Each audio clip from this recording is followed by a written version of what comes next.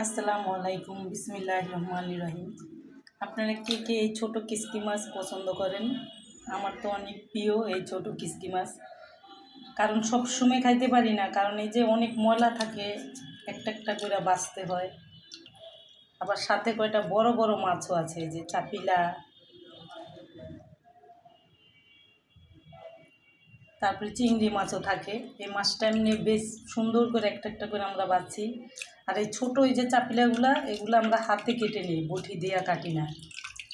এই যে এই মাছগুলো আমরা হাত দিয়েই সুন্দর করে কাটি।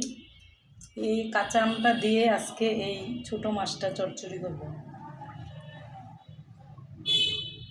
কারণ গরমের দিনে টক টক মাছ দিয়ে টক রান্না করলে খুব ভালো লাগে খেতে।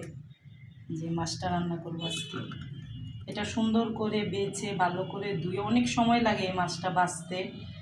সুন্দর করে একবারে বেছে বেছে ধুয়ে তারপর আম দিয়ে চচ্চড়ি করবেন মাছটা।